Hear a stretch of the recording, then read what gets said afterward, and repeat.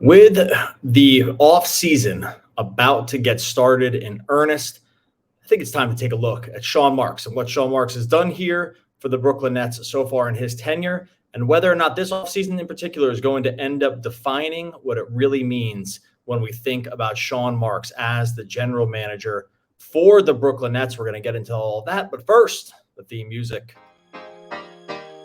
You are Locked On Nets, your daily Brooklyn Nets podcast. Part of the Locked On Podcast Network, your team every day.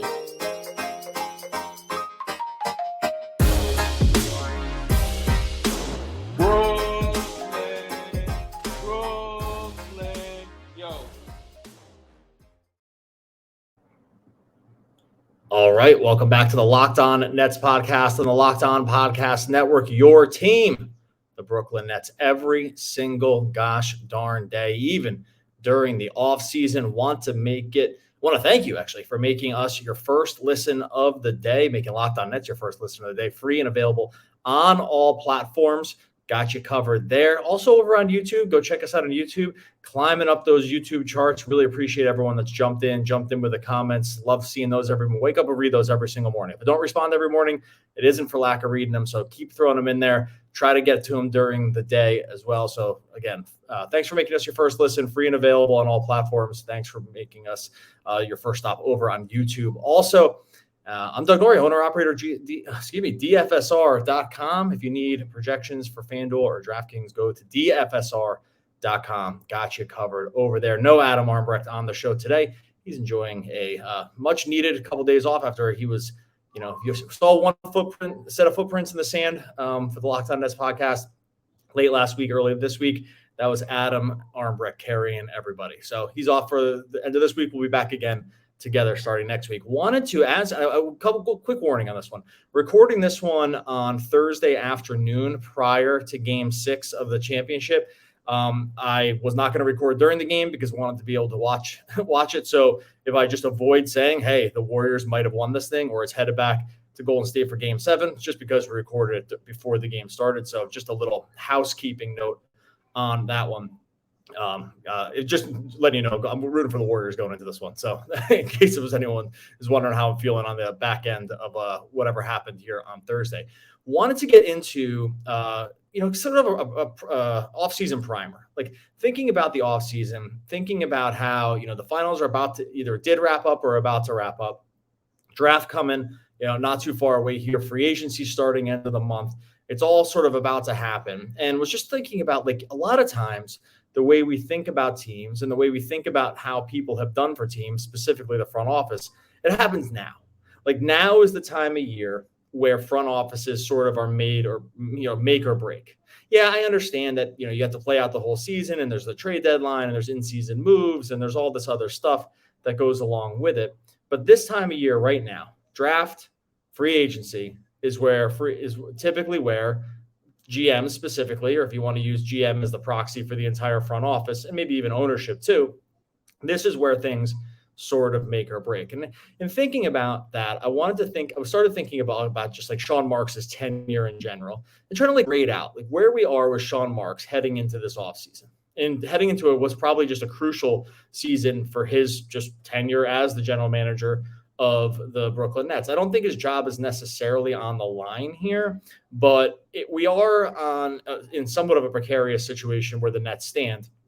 Maybe you want to say, hey, Sean Marks rides out the entirety of the Kevin Durant contract because that's who he brought in. I can see that happening. But I do think it's, every once in a while good to sort of take a temperature on how the front office is done. How's it doing? Where's it going? What are the moves that need to be made? And just how we feel about the job that these guys have done so far. So kind of spent the day walking back through the Sean Marks tenure as GM and just like trying to evaluate what he's done, sort of the grade around where the grade on the moves that he's made, both big and small, sort of the grade on the drafts that he's been a part of, either mostly the wins, some misses here or there, although they haven't drafted a ton over the last couple of years, and kind of just thought, let's take a look at what Sean Marks has done as they head into this offseason and think about, what kind of job are we expecting him and the rest of the group to do. And in looking at it, I really couldn't come away with anything else heading into this draft of the Nets don't have a draft pick, heading into this free agency, which is a somewhat big one, might be a foregone conclusion for the Nets. And I can't really think of it. I can't really say it any way else, but from a moves standpoint, Sean Marks has done about as good of a job as you can do as a general manager, short of winning the championship. It's like literally probably from this perspective of grading out a front office, grading out who's making the decisions. I really think you'd be hard-pressed to find another general manager in basketball who, one, turned around an organization so quickly, two, kind of made in the aggregate just about every right move you can make. I'm going to go through some of the big ones. I'll go through some of the ones that I'm sure people are going to debate about. But really from a moves, a starting with nothing and building it into really something standpoint, few other GMs have done the job that Sean Marks has done. Now, is his legacy going to be defined by whether or not the Nets win the championship? Of course. The expectations have been reset. This isn't, the D'Angelo Russell years where like making the playoffs was considered a huge win. We are well beyond that now. Sean Marks, and it's frankly a testament to how good of a job Sean Marks has done that they're there. Like the part where this is a championship caliber team now, and the expectation is the championship, like just saying that, you have to give Sean Marks an A, right? Like now, is he to the A+ yet? No, not yet. But just the fact that he went into Prokhorov and became the general manager and just turned this absolute tire fire of an organization from a player and talent standpoint and contract standpoint and draft pick standpoint, just getting them into a discussion where they were favorites to win the championship for a lot of this year, very close last year, going into next season already, some places have them as a favorite. Like just that alone, you have to give them an A. And I know people don't want to grade things like that. I know people don't want to, this is like a sliding scale, right? Like they're graded on a curve here because the curve is based on you doing so well over the course of it that now the new A is a championship. The old version of an A+ for Sean Marks would have been where the Nets are right now. Contenders, superstars, big draws, national media, all that stuff. You said that 4 or 5 years ago. If you said, hey, this is going to be the conversation around the Nets, like you would have given him an A already. It changes the grade now, or changes the grading system that he and the group have been so good over the years to get him to this place that now the grading system needs to change. But we really need to think back. Like think back a few years ago. Think back 4 years ago. Think back 5 years ago, where this team was. 2016 is when he takes over as GM in February 2016. Think back then. If you said, hey, 5-year timeline, this is going to be discussion. Yeah, maybe we're going to leave out the names. We're just going to give the general overview of where the team is. And I'm going to go through some of the moves here just to remind everybody, a healthy reminder of like what this organization has done over the years. But I guess from that point of view, like I want to say at that point, like you have to at some point sort of trust some of the decision making, or trust that the past doesn't always predict the future, but there's been a very good process up until this point. Because the only reason we're reevaluating Sean Marks on a GM level that we are now is because of the job Sean Marks has done.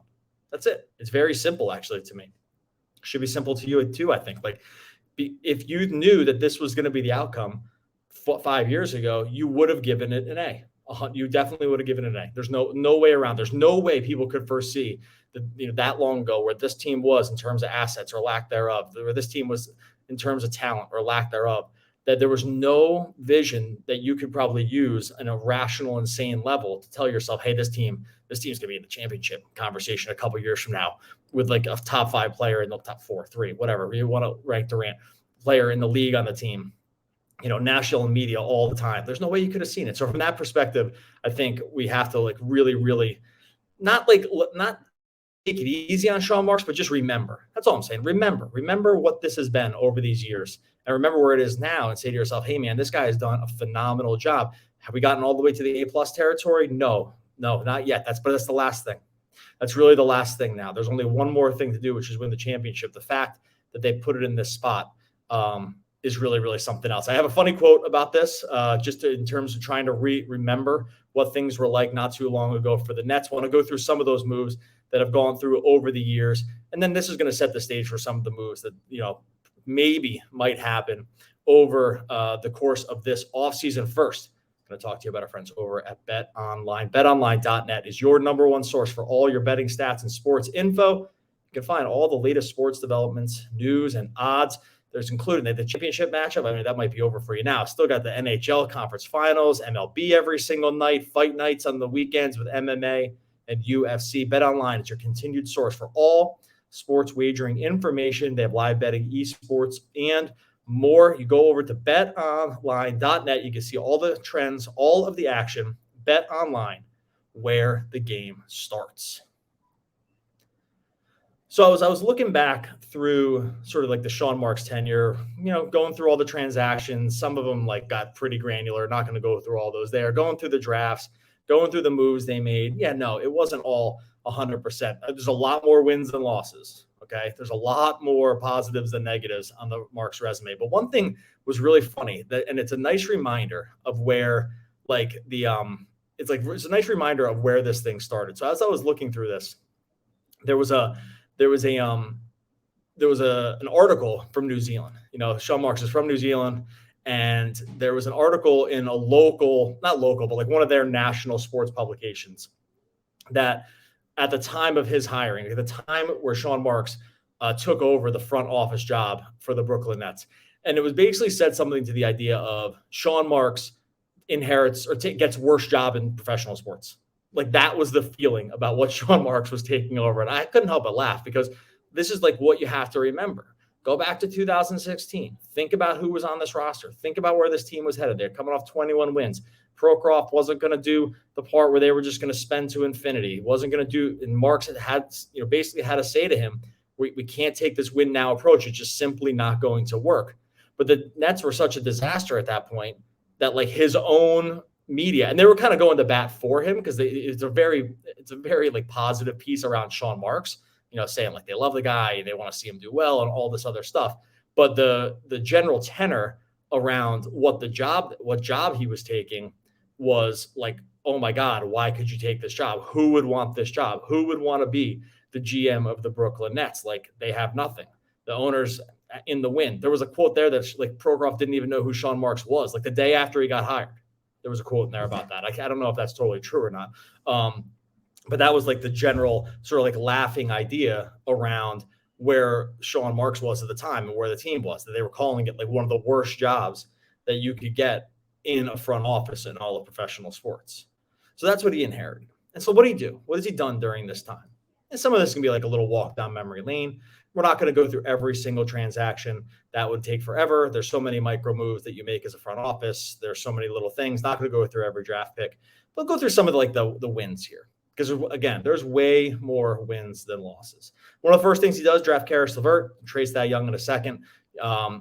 Already right there, you're thinking, and by the way, we're gonna get to Caris LeVert later, but they end up selling high in Caris LeVert. They get him at 20. It's a complete steal of a pick compared to like what he has become in the NBA. Superstar, no. Rotation player, yes. You'll take that all day at pick 20 in the NBA draft. So they turn a guy, Thad Young, who's never going to be part of the organization going forward. They get him and they turn that into Caris LeVert. If give away a second, no big deal. So you'll do that all day long. That same year, it gets Spencer Dinwiddie completely off the scrap heap. Spencer Dinwiddie was playing for like the Wind City Bulls or something like that. Like he was just nowhere. Like he had been in the Pistons organization. They didn't want him. Complete free agent. They sign him and they get, everything and more out of Spencer Dinwiddie. And now this is to credit to Spencer Dinwiddie. Also, whenever these players are good, you have to credit the player first, right? Like they got themselves there. The other teams just ended up noticing it. So I'm never going to contend that a front office like turned a bad player into a good player. It's more the front office's job to recognize talent that other people don't recognize, recognize drive to win, recognize upside, recognize a future that a player might have.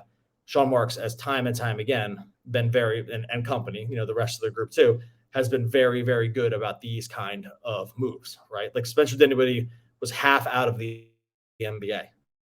Spencer Dinwiddie just played in a conference final and like was an important piece of a conference final team because the reason he's not back on the Nets is simply because they didn't want to pay market value for what he had become in his tenure with the Brooklyn Nets. Again, that's an A. That's a win for the team. Next year, they get Jared Allen by trading Bojan Bogdanovic and a pick, and that's the same year. So you'll take that if you're in a youth movement going from Bojan. It was in a deal that one of those picks ends up becoming Kuzma, so you don't love that, but whatever. Then they take Jared Allen, and they also swapped 27 the next year, a first-round pick, 27, and Brook Lopez for D'Angelo Russell and Timothy Mozgov. We know what D'Angelo Russell did with his team, completely rehabilitated his value while he was on the Brooklyn Nets.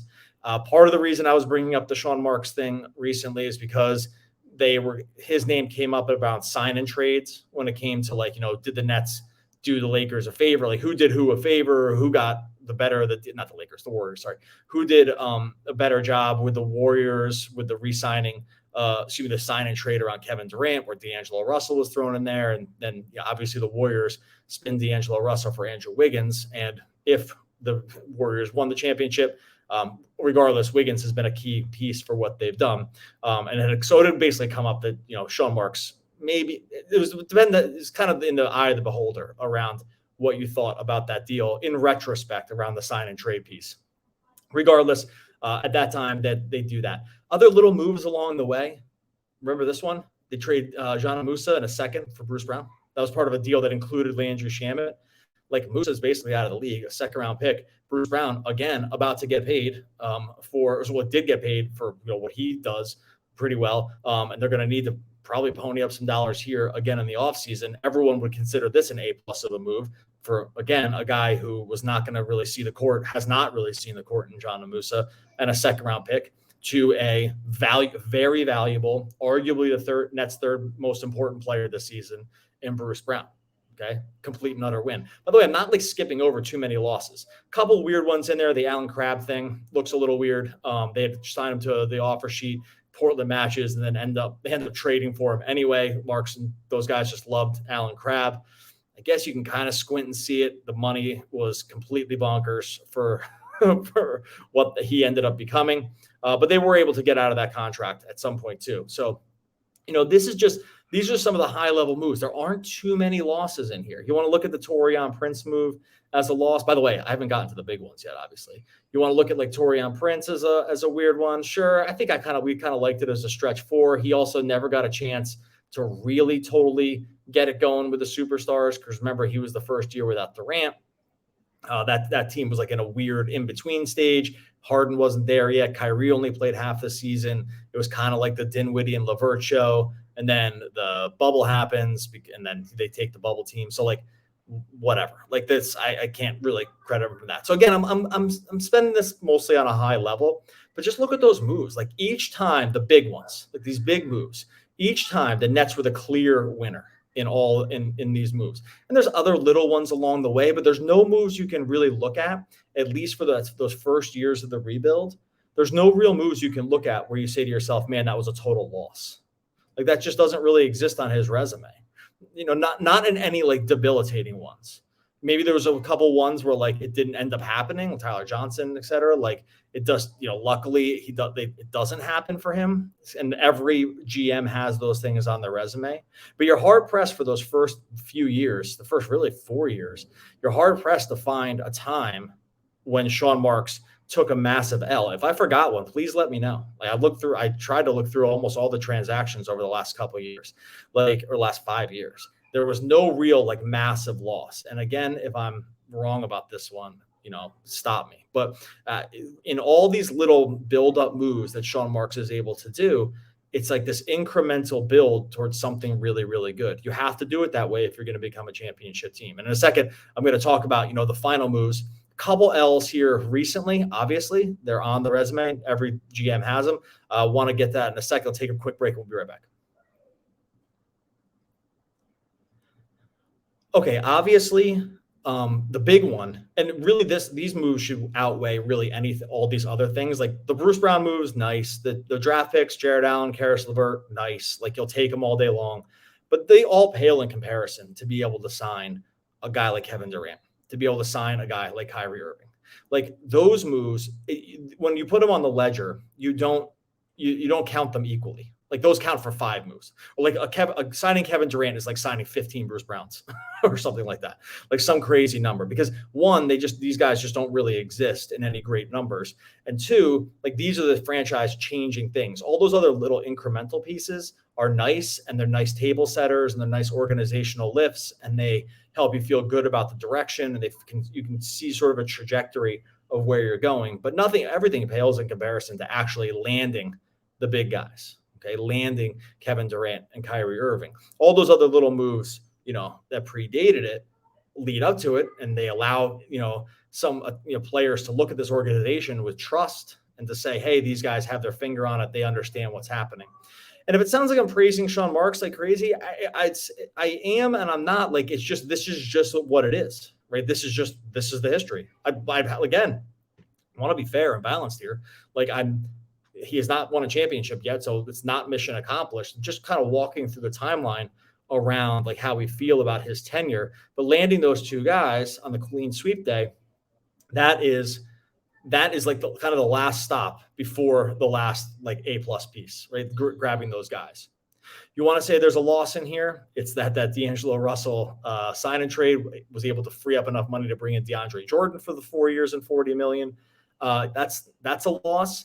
The weird one about that is, like, you say to yourself, well, this was the price of doing business for the Kyrie and KD piece.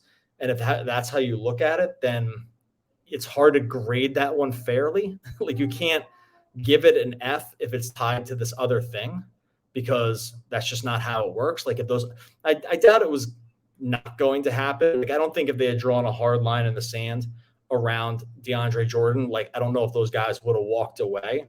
But if it's just sort of like hey, this is going to be part of the package, then I don't really know how you say no. Like, I don't think you want to walk into there trying to gain leverage over a situation. But clearly that DeAndre contract's a bad one. Frankly, getting off the DeAndre contract's a miracle. So if you want to say that's like he took a little piece of a grade back getting off DeAndre Jordan, then I can definitely see that, because that one felt like it'd be impossible to get off of. But they were able to get off the DeAndre Jordan contract. So then we walk into last season, right? So like now, by the way, geez, I didn't even get to the Hardened trade. I guess I'll spend 2 seconds here on the Hardened trade. The Hardened trade, if you go back and read basically everything that was written at the time and basically everything about that situation, everyone basically loved that. I can see why some people would have been hesitant about it, but between the trade and then the immediate effects after the Hardened trade, and then like basically all that's right up until the point where Harden hurts his hamstring and Kyrie twists his ankle against the Bucks, like right up until that point, that Harden trade is another complete A+, total A+. Now it goes off the rails later. I don't know if that's like the organization's fault, if it's Kyrie Irving's fault because of the vaccine, if it's the city's fault because of the rules, if it's Harden's fault because he just kind of was a baby at the end and didn't want to play with the team anymore. I'm not really sure, but like literally right up until the point where Kyrie twists his ankle and Harden hurts his hamstring, like that move is a total win. Goes off the rails after. Do we blame the front office for that? Like, I don't know what you do. Like, what do you do at that point? Like, I don't know. They didn't make the city rule. They didn't ask for COVID. They didn't make the city rules around the vaccines. They didn't ask Kyrie to like not get the vaccine. Like, I don't know. Like, what can you do at that point? The guy's not going to be happy. He's not going to be happy. I think talent wise, you'd roll that back in a second. I just think that's the way it is. But if you want to say this is where like the organizational stuff started to break down, I guess I can kind of see it. I guess the other part that you want to maybe dig on it, I was looking at how people graded different offseason moves from last year. And it's really funny because they took, I think it was the heavy.com, took a poll from GMs of like the worst offseason move and the best offseason move. And the Nets had both of them. So the Nets had the worst move, which was letting Jeff Green go. A lot of people thought that was an error, taking that money and not using that money to re-sign Jeff Green, who was such a clear piece of the puzzle for what they were trying to do championship wise, that letting Jeff Green go was a bad move. Also in the same piece, the other move was signing Patty Mills was the best move. So like, what do you do? Like, excuse me, one of them is the best, one of them is the worst. The Nets did them both, and they couldn't do both of them. I mean, you want to say that they should have gone more into the tax with this stuff, sign everybody. That's a Joe Tsai thing. Like I guess, like I think every GM would vote for their owner to pay infinite money for them to put together as big of a team as they can. But it's just really funny along that piece to have the Jeff Green and Patty Mills signings be both the best, the non-signing of Jeff Green be the worst one, and then Patty Mills be the best one, because it was the same team, and it doesn't seem like you could do both. You want to, and the other dig you can take at him for sure is the other kind of wing of players that they signed in the offseason when they let Jeff Green grow. Jeff did it again. Jeff Green go. They never really kind of filled that spot, and they filled it in with Patty Mills, like from a roster standpoint and money standpoint. But Patty Mills was not a functional replacement for what Jeff Green was going to do. They tried to cobble it together with the Paul Millsaps and James Johnsons of the world, take a flyer on a guy like Bembry, stuff like that. But there was no real addition of the size and versatility that Jeff Green provides. Those guys are hard to find for sure, but they had one on the roster and let them go. So you can definitely take a piece for that. And we clearly saw that the roster build last offseason of just trying to throw a dart at some of these bigger wings that were going to be able to pick up some of the defensive load, with the idea that it was going to be the Durant, Irving, and Harden show on offense, and kind of anybody that can play defense was going to be a nice functional piece for you. Really, all those guys failed. Now, did they fail because they were the wrong signings, or did they fail because the Nets were never able to put together the actual pieces together that were supposed to fit around these guys? Because all of a sudden, like, James Johnson doesn't look so bad if it's Kevin Durant, James Harden, Kyrie Irving, Joe Harris, James Johnson. That doesn't look too bad. James Johnson's not going to dribble the ball and take any shots, right? Like, you're not going to be worried about that part. He's going to be the last guy to ever take a shot in that offense, and he's going to be able to probably hold up on defense pretty well against some of the guys that they brought him in there to do, like Giannis, who I always thought that he, at least there was effort there. He's got some size. He's got some grit. Like, Paul Millsap never got really a fair shake. He kind of looked like the wheels had fallen off, but still, like, those guys were never supposed to do anything more than sort of be defensive stopgaps while this offensive juggernaut is just rolling along totally unstoppable. Because if those four guys are playing together, anybody that can play defense is going to make the team look good. So I think if you want to take a dig at it there. So as we walk into the offseason, I do think that this is going to be a offseason defined by, like, what happens. Obviously, guys like Ben Simmons are going to be on Marks' resume going forward. But I just wanted to take a second on a Friday, like, getting into the offseason, to take a look back at, like, the Sean Marks thing, because his name's going to come up in a lot of different stuff in this offseason about, like, what he's doing and what he's done, and just sort of remember what he's done over the years. And this, hey, and maybe we end up looking at Sean Marks like the people ended up looking at Kenny Atkinson, which is like, hey, he's a good, like, guy to bring up on the come up, and he's not the guy to get you over the hump. Sometimes that stuff is made up in narratives. Sometimes it's true. Maybe that's how people end up thinking about Sean Marks, is like, great for the rebuild, did everything you can, couldn't get over the hump. That's a tough one, man. I don't know. I'd be hard pressed to.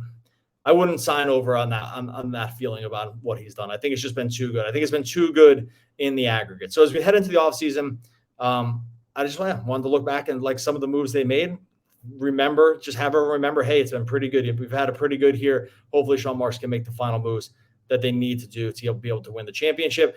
We'll also know who won the championship by the time you're listening to this one, if the Warriors won. If not, then I guess we got a Game 7.